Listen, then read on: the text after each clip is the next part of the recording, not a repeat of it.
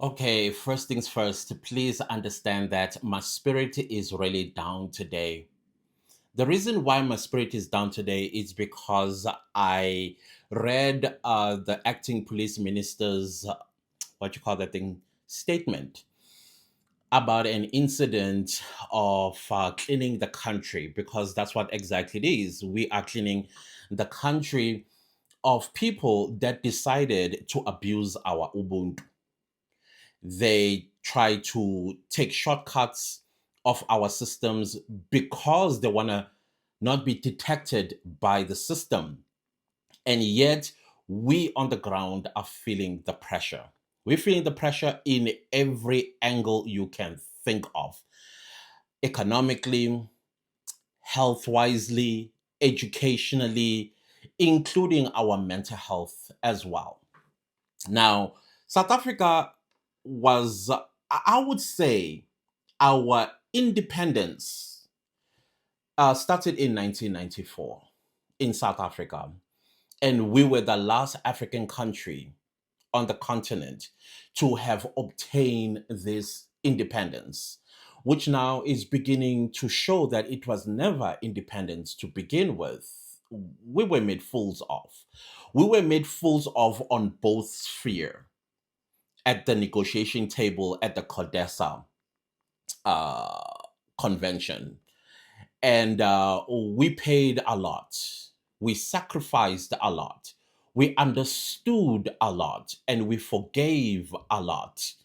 I mean, it's in our nature, anyways, to be that because I do believe that Black South Africans encompasses the very nature of God, loving and forgiveness. These two elements, they are what make God is as we know God. We feel it within us and we know what we are doing. It is a good thing. We ask no questions. We just say, okay, fine. Can we start on a clean slate and then move on?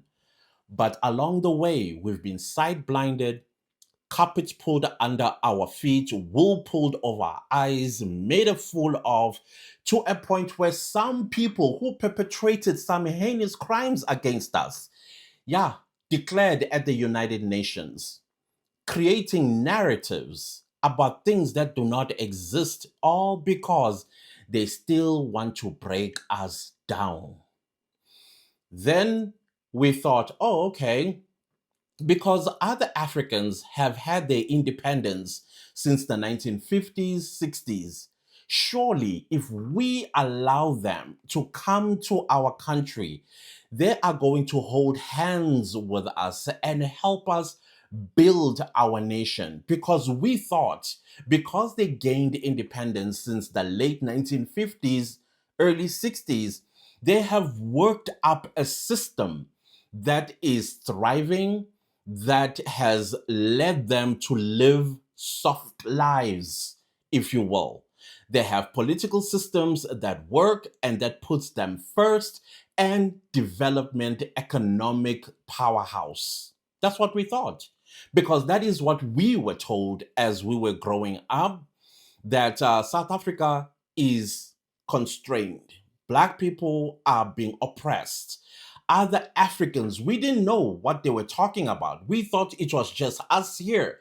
And on top of that, we were not just us here in South Africa, but we were also locked in to our homelands or homesteads, whatever they call them, and townships. I mean, I grew up in a township, and that's the only township I knew. The only time we left the township was when my mom wanted to buy us Christmas clothes and toys, and sometimes to go relax at the beach. This will only happen in December. We will take a taxi to eThekwini. From eThekwini, we'll buy Christmas clothes and toys, and the following week, we'll go to the beach. And back then, the beach that you guys know, we used to go to a beach called Bantu Beach. It was rocky. Yeah, when you go towards Suncoast Casino, yeah, that was designated for black people. What you see now, it wasn't what it looked back then. You used to look at the beachfront where the white people were allowed from a not so far distance, but you could see they had everything. They had mini town, they had amusement park, they had lifeguard houses. It was beautiful from it when you're looking from the Bantu Beach, looking into beachfront all the way to South Beach. If you walked a little bit further down South Beach, there used to be this red and white ball. When apartheid ended, I discovered that that was actually an ice cream stand. That was an ice cream stand. And we swam with rocks. And that's the only time we knew that, oh, beyond my township, there is a city and then there's the ocean. And many Black Zulu people that live in Durban knew only that. We didn't know that over the oceans, because that's the question I used to ask myself while we're sitting at the beach. What's on the other side? What is on the other side? I was a curious child, in case you did not know. Me, when I ask myself a question, I want to take a trip to that. And the township that I lived in is called Mpumalanga Township. It's in a bit of a valley, high in the valley, and my neighbor's house used to be a little up, and then we could see the sunset. And I always ask myself, what's beyond there? Where does the sun go to when it goes behind there? I told you, I was a curious child. And this is like late 80s. We literally babies. And I take a group of young boys with me and say, let's go see the bed of the sun. Forgetting that it's a far distance to once the sun sets, it's dark. Yeah, all that happened, and we got a beating of our lives when we returned the following day because we were getting lost in the darkness the whole night because we wanted to see where the sun set. And while we were going there, we're discovering places and like, what is this? So the point that I'm making here is that we've known about our fellow brothers and sisters on the African continent and the way it was said to us that they were thriving. And 1994 happened, and they started coming into South Africa. We welcomed them, wide open arms, welcome them. Little did we know that they are running away. Little did we know. They are running away from their own bad decisions that they've been making since 1957, 1960s going forward. Electing wrong leaders, these leaders going into coup d'etats, and these leaders assassinating each other, these leaders also stealing from them. They were not thriving. They saw an opportunity in South Africa that was already developed. And they thought, yeah, I will get my pot of gold once I get to South Africa. We lived amongst them. We welcomed them. We went to church together. Some of them were teachers where they came from. They got jobs in teaching. Ghanaians, Zimbabweans. This is way before Mugabe started kicking out white people in Zimbabwe.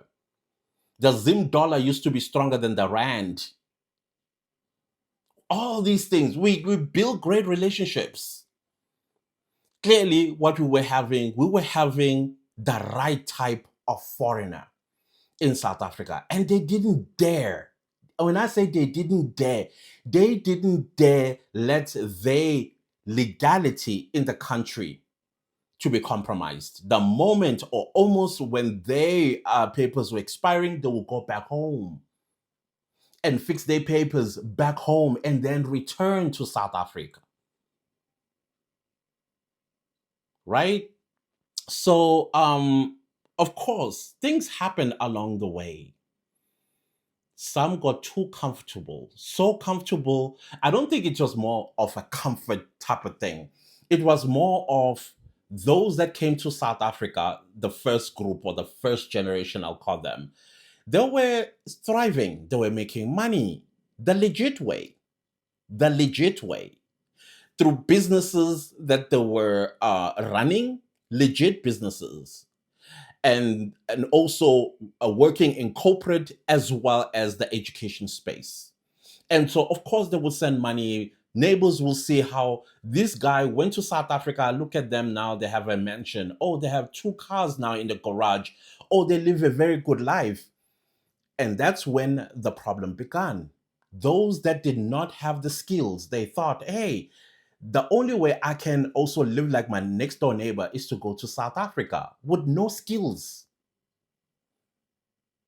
I will see when I get there. And when they get here, they realize that the system works. The system was putting its citizens first. Then they realized, no, it's difficult to get a job here. How do we break down the system like we did back in our own countries? Corruption. We need to give money to the people that are in charge of these systems. Home affairs. Well, the rest is history.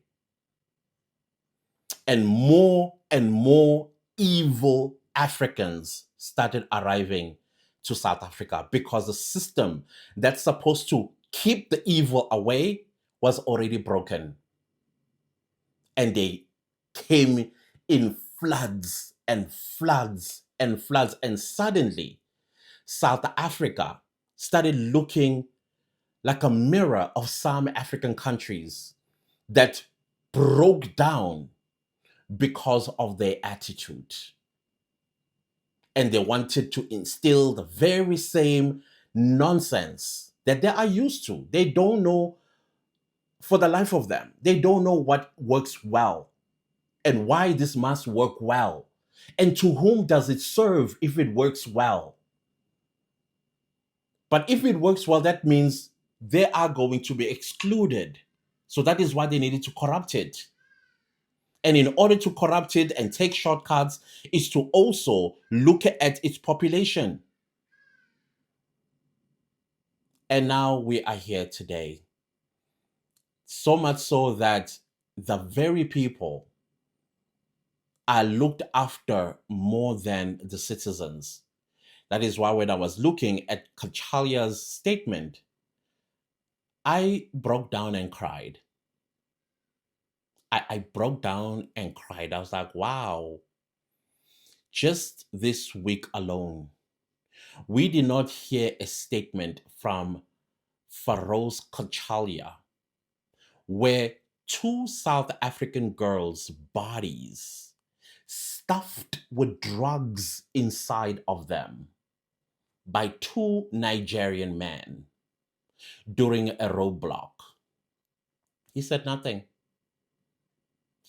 Cyril Ramaphosa or his deputy did not summon the high commissioner, the ambassador, or consulate to the union buildings. He did not. They did not. South African politicians said nothing. None of them said anything. But 2 South African girls, probably at their own making, because you know how they are, like some of them. But that does not remove the fact that there are South African girls, our sisters, our daughters, our neighbors, our friends, our fellow citizens, unalived. Probably they witnessed their own death because they had one purpose and one purpose only: to be a vessel for drugs to be transported, goodness knows from where, to KwaZulu-Natal. Those drugs were worth 4 million rand. That's how cheap those 2 girls were. Now that they realize, oh my goodness, South Africa is cleaning itself, now we're going to just have to unalive these cheap girls, as they call them, and use them as vessels to ship these drugs. And these drugs are not here, by the way, to make our lives better. They are to destroy your children, your grandchildren, your neighbors' children, the future leaders of this country. That's what they did. And of course, Two police officers were arrested in the very same what do you call this foil roadblock. They were escorting these two Nigerians with the two dead South African girls stuffed with drugs in their bodies. Why? Because when they came here, they realized that South Africa has working systems. You sell drugs here, you get arrested. So, how do we make sure that we don't get arrested? We need to corrupt the very, very, what do you call this, entity that will arrest us, the police. Farouz Kalchalia said nothing. A Ghanaian, whom also by his own admission said, what I did was wrong. Being illegally in South Africa. He came to South Africa as a visitor, and he became a visitor that did not leave. And while he was in South Africa, he then started some sort of way of living and sending money back home. And in order to continue to run whatever it is that he was running, he needed to corrupt the system. You saw what they discovered with his papers. 10th of April, he left Ghana. 10th of April, he arrived in South Africa. The same 10th of April, went back to Ghana to fix his papers. That's a crime that he committed. And all that those South Africans said to him was, you need to go back home. You are illegally in South Africa. And let's not talk about that. But we will talk about when South Africans leave South Africa. We leave legally going to wherever we are going to, whichever country, Ghana, Nigeria, doesn't matter. And when we get there, we do not flout the laws of the countries we go to. We don't disrespect the laws of the countries we go to. We don't disrespect our host country and its citizens. We don't do that. Just before our papers expire, we come back home.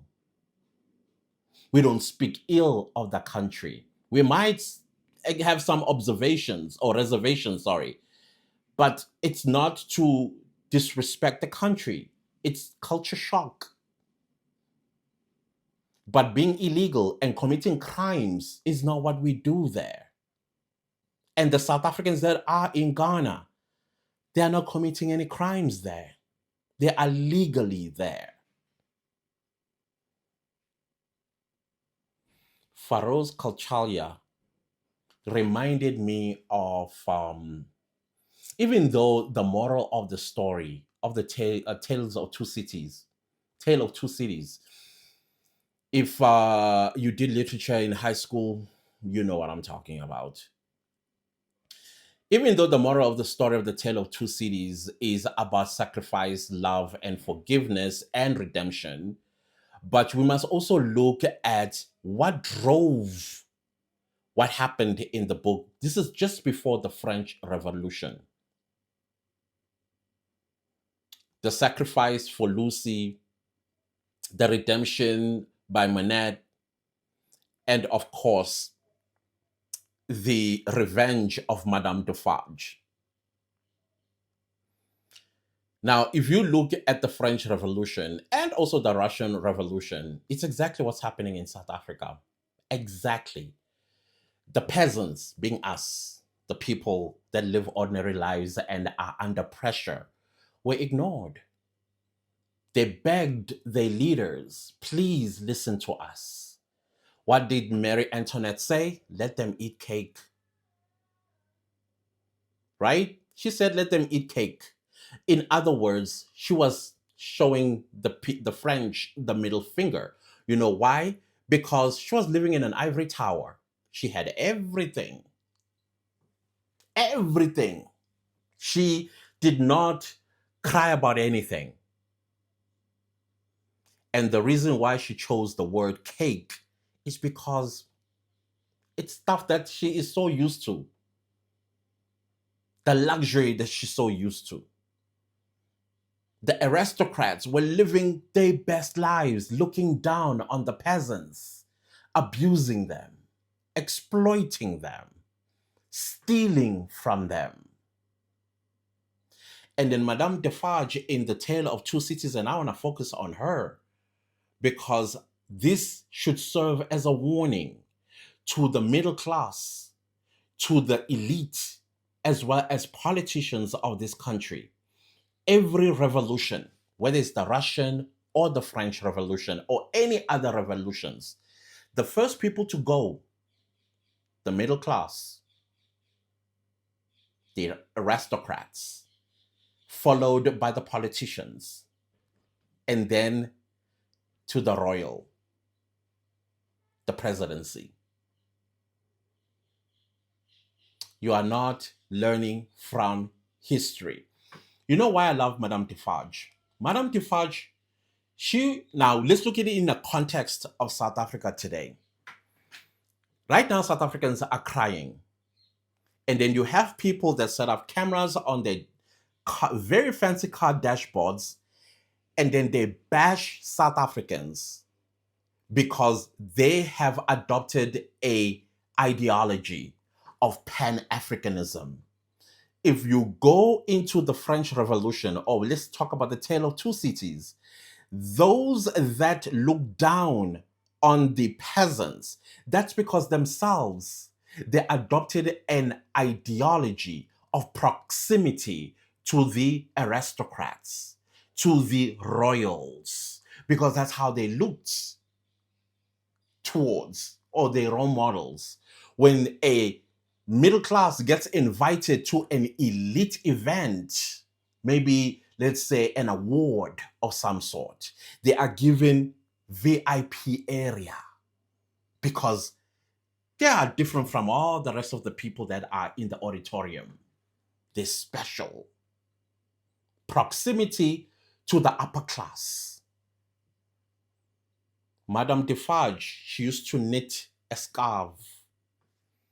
You wouldn't even suspect what on earth she is knitting. Yeah, she's knitting, all right. She's sitting there and she's looking and listening to all the people that are against them.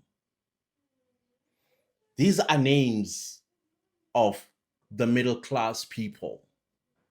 Yeah, the ones that set their cameras on a dashboard in a vehicle and then bash South Africans. She knits their names. So when the French Revolution starts, she knows who they are. They are the first to go. If you come to South Africa, to apartheid South Africa, you had the apartheid police and the intelligence. You know what they did? They recruited black people to spy on black people. And when the black people, especially the struggle heroes of this country, discover that this is what you are doing, they had a word for them. Impimpi. And I don't have to tell you what happened to Izimpimpi. When 1976 hit, what happened to Izimpimpi? That history is not told, and it's not told deliberately. But that spirit has never left South Africans. So the foreign nationals in South Africa, they get an oomph from such people who set up their cameras on a vehicle dashboard and then bash South Africans, call them names. Because in South Africa, unfortunately, especially us black people, all we know how to hate each other. Just us South Africans alone. We know. And whenever we get an opportunity to do so, and I will give a very good evidence. If you're looking at the likes of Siyabonga Nkosi. 17 properties, 6 Lamborghinis, 17 million rand siphoned out of ESCOM that is supposed to serve who? Do you see the hatred in his heart for us? And yet he's a black person. And then you look at our so-called brothers and sisters from the continent using the black card on us together with these middle-class South Africans who put their cameras on a dashboard and bash South Africans using the same talking point, skin color. And then you have to ask yourself, but when you are selling drugs to a black child, where is we are black? When you take two black girls, Africans, unalive them, open them up, and put drugs into their bodies and transport them to go kill more black people, where is our skin color? In your head, when is it convenient for you to say, I'm not black at this moment?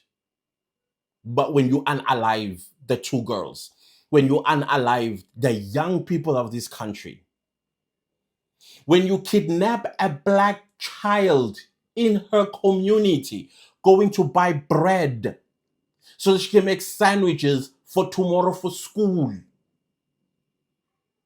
where is the black card then? Where is it?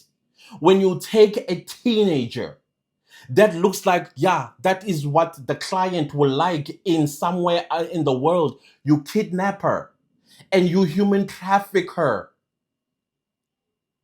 They are not going to treat her like a princess where you are selling her to. She's black. She's African. Where was that? Where was that? Where was it? When you break into a black home and you unalive everybody because you want their valuables, where was the black card then? Where was that unity? Where was the Pan-Africanism? Oh, no, they don't want to talk about that. Because what would be the purpose in being in South Africa if we are going to talk about that and then because we are all black, we stop doing it? You know why? Because they have no skills, no education where they come from. Their country's education systems collapsed. That is why they don't rank anywhere in the global ranking of education systems and education for that and literacy. That is what we are facing. But when immediately, South Africans are like, no, no more. We are no longer going to be burying our loved ones because of our fellow Africans. You turn around and you want to emotionally, intellectually, and academically to manipulate us. Oh, we helped you during the days of apartheid. So, okay, suppose you did. What we supposed to do? Roll over and play dead and allow you to kill the future of this country because Farouz Kachalia is not going to say something. Is that what is going on? The moment we say no more, we xenophobic. When we take to the streets and marching peacefully, it's called a xenophobic act. We hate you. Oh, we love white people. We are afraid of white people.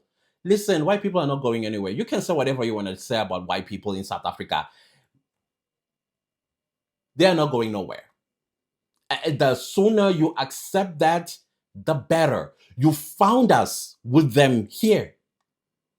You got rid of your own. And when you did, suddenly now you are running to the very same people you chucked out of your countries, which includes South Africa. What exactly do you stand for? What exactly do you stand for? Evidence number 2, you come to South Africa, you would rather your own fellow Black South African, not fellow, your very own fellow Black people in South Africa go hungry, broken, sad, frustrated, crying, begging in their own countries. Just like this video right here, I want you to focus on the eyes of these men. Tell me, what do you see? I'll tell you what I see. I see dignity stripped. I see sadness in their eyes. I see people that are broken. I see people that are just wondering, will I be lucky today? And there are men. What you are seeing in that video, the video I'm going to show you right now, is biblical. It's very biblical. Indoda iyodla ithuku zayo. And this is only men in this video. They range from different age groups. Some are even old. Ask yourself, when last did they work? When last did they wake up in the morning to work? Now you have a man that's going into these firms and factories to say, hey, listen, you are only employed foreigners, Black people, by the way, couldn't care less about Black South Africans as long as only their families benefit. They go there, this man goes to these factories and say, you need to employ some South Africans too. So that is why now he comes back to his community and say, okay, I have a list here of companies. I need so many people from you. Here's a bus. Is this what you guys have reduced us to? The government, with some of these men, because of age, the moment you turn 35 in South Africa, you are now rendered useless. That is why you see sadness and brokenness in their eyes. Here's the video. Abantu bangaphandle bathi ama-South Africans are lazy. Bathi yavilapha ukuthi siyosebenza. Le siyayibulala namhlanje. Bonke labantu bafuna umsebenzi njengoba nilapho. And siyaba la eMzansi. Amakhampani ngiwacelile wonke uSasol, Shell, Transnet, Eskom. Nale pasi lethu. One. See.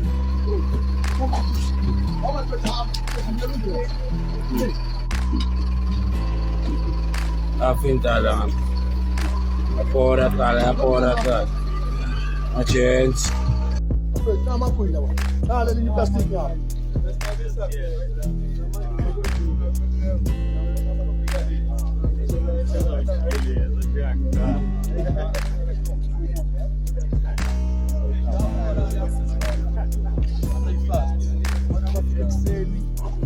Ekuseni ngo-7 usukhona sibakhona. Abantu bahlale bangasebenzi labantu abasawufuna umsebenzi. Siyele ana-system.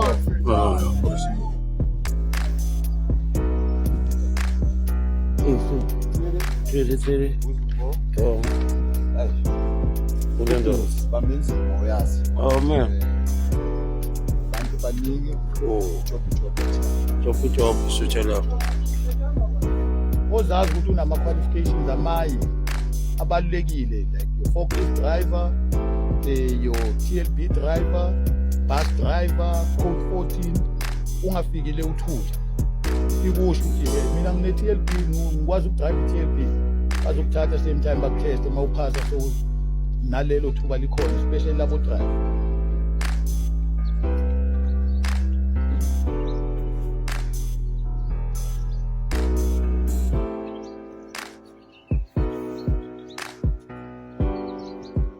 Themba Dube,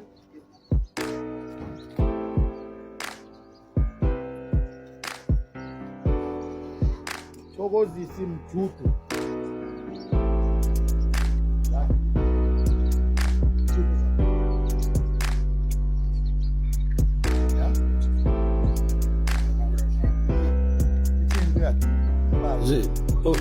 Ziphi? Manje start manje yebha manje imoto. Uzokwanyana. Siyabonga Msibi. Okay, so it is a 7 long video, so I'm just going to cut it here. In case you're wondering, I'm recovering from flu, so for some reason my throat to my chest gets a little dry, so I drink this Vicks Actor Plus, extra strong, wet and cold. So in case you're wondering, that's what I'm trying not to strain and cough. Anyways, let's go back to the video. Do you see what I'm talking about? This is what we've been reduced to as the people of this country. Sir Ramaphosa brings us people to come and invest, and then when you go for an interview, the moment they discover that you're South African, they don't hire you. It's deliberate, it's planned, it's nefarious, it's evil. You come to do business in South Africa, but you do not want to empower South Africans. Make it make sense. And then Farouz Kachalia does not release a statement because izinja, South Africans, sizinja. But the same Farouz Kachalia will be one of the people that will be door knocking for the local government elections, wanting your vote for the ANC. Farouz Kachalia. Kodwa winja kuye. Winja. And as inja, you must be treated as such.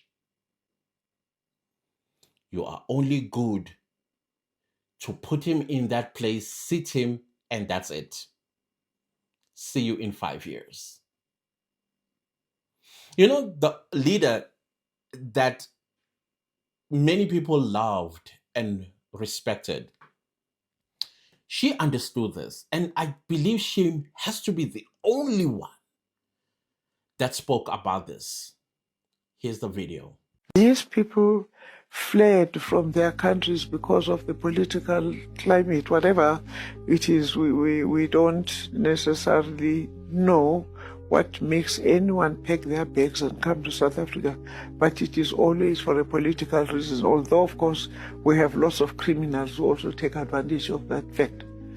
It becomes a problem to actually make pronouncements and say that it is all okay. It's not.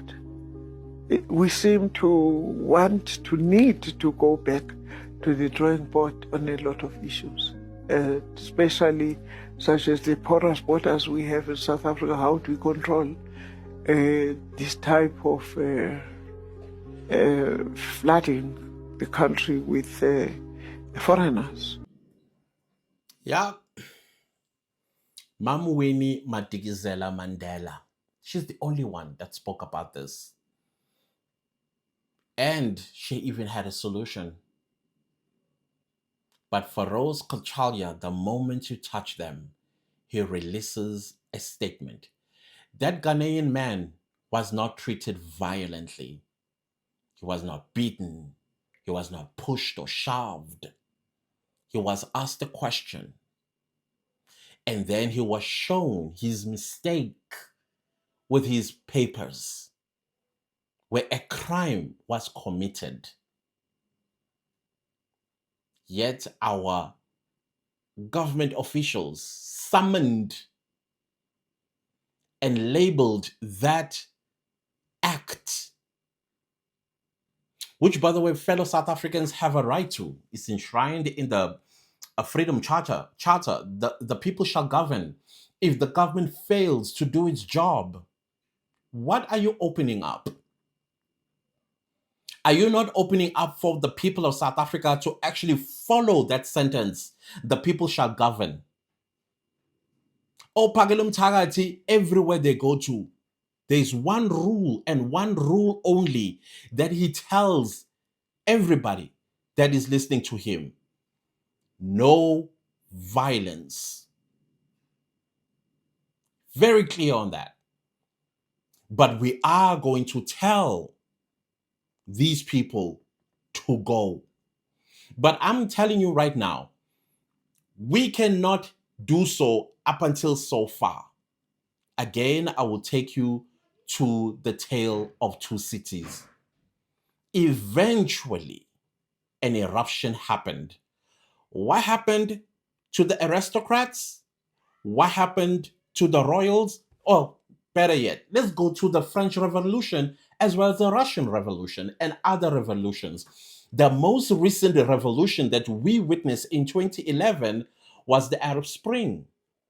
And usually a revolution is started by one person, a young man, because at that time Egypt was not producing jobs, no conducive environment for young people to thrive. He took gasoline, petrol, doused it all over himself and lit himself up. And that was the beginning of an Arab Spring. What do you think they did? Where is Egypt today? Might not be perfect, but the government woke up and realized what we're doing is wrong. France today, it is how it looks like because the French stood up against elites, against those that they trusted will improve their lives. In our aspect, we go to elections every 5 years. The South Africans have come to a point where they're saying enough is enough. Enough is enough. Why don't you speak for South Africans, Farouz Kochalia? And I'm telling you, somebody out there is Madame Defarge, is knitting names.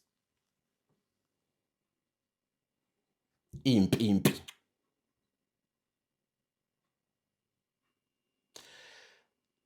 I'm going to show you one more video. This video is coming from an American, and this American, for some reason, is learning a lot about Nigerians. And recently, I asked a question to the Minister of Home Affairs. I don't think he will ever respond to that question. But I'm very interested to hear what Farouz Kachalia think about this video. Here we go. A Nigerian lady was arrested for having 7 fake passports. 7 fake passports in Canada. A 44-year-old Nigerian woman by the name of Nina Akita, based in Ontario, Canada, was arrested by Canadian authorities. Border officers discovered 7 forged passports. Among those passports, 2 of them were South African passports, fake South African passports, and 5 fake Gambian passports. Now, these documents, guess where they were found at? In her sandals. In her sandals that was in a large shipment from Nigeria, arriving from Nigeria to the Toronto airport. All the passports reportedly had the same photo but different names and details indicating identity fraud.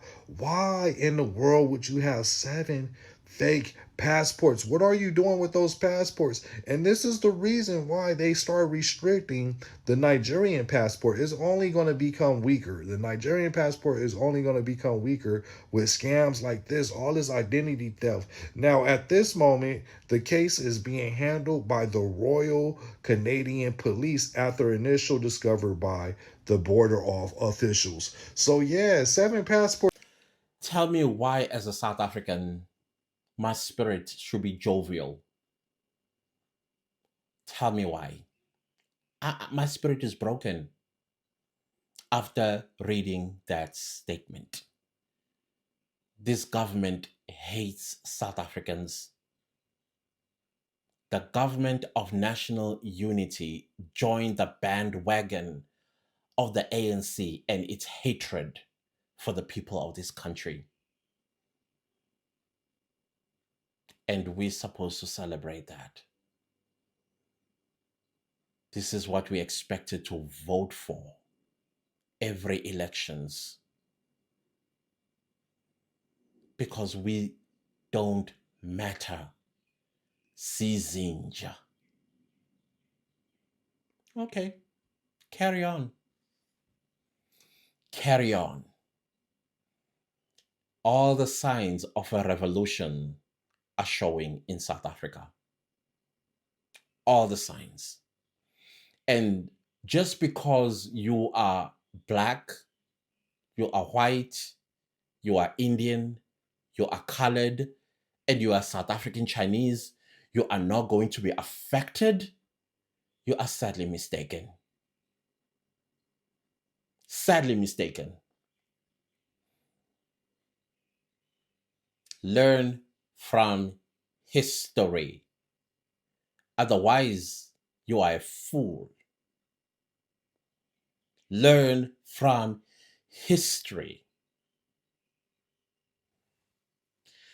I think I have raved and ranted and burped what has been in my heart today. I'm broken. I feel defeated. But the spirit ranges on of resilience because I'm a South African. This is who we are. We've taken Ubuntu and we've suspended it until further notice. Let who has ears hear. I'll leave this video right here. If I was all over the place, don't blame me. Please don't blame me.